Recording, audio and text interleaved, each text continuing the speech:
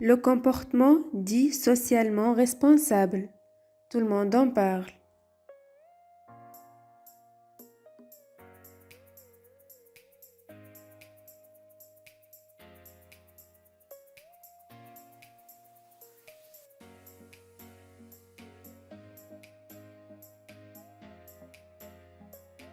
Le débat sur la responsabilité sociale n'est pas commencé hier au début du XXIe siècle.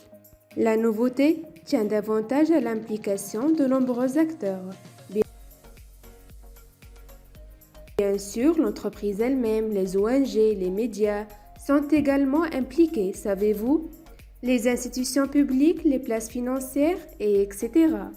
Par conséquent, l'effet de masse se fait que le concept de respect social joue un rôle plus important dans notre société. La Commission européenne définit les entreprises socialement responsables comme celles qui décident de leur propre initiative de contribuer à améliorer la société et rendre plus propre l'environnement. D'où le CSR ouvre de nombreuses pistes d'analyse en termes de stratégie et des justifications. D'ailleurs, la première justification des CSR, la plus simple, repose sur l'hypothèse que ces actions est purement philanthropique, n'en tirent aucun profit. Et oui, comme vous l'avez entendu, aucun profit. Cependant, ça n'empêche pas le passage d'une entreprise philanthropique à une entreprise opportuniste sera un passage difficile. Au contraire. D'ailleurs, les économistes justifient l'adoption de CSR par des comportements rationnels de la part des entreprises, améliorent leur compétitivité en améliorant leur performance environnementale. Mais elles suscitent des coûts supplémentaires pour l'entreprise, donc ils mettent des théories rationnelles qui demandent à être validées empiriquement. En global, nous pouvons distinguer cette théorie. La théorie du business as usual, qui porte sur l'amélioration de l'efficacité de l'entreprise en utilisant des inputs qui doivent réduire la pollution. La théorie de la préemption. Pour réduire la pollution, l'entreprise réduit le risque de mise en œuvre de nouvelles réglementations. Ensuite, la théorie des barrières à l'entrée, qui se base que les entreprises modernes se limitent volontairement à leurs émissions. La théorie de l'anticipation, si à l'instar des barrières à l'entrée, les entreprises attendent des mesures réglementaires. La théorie de la collusion, c'est une coordination par secteur sur les performances environnementales.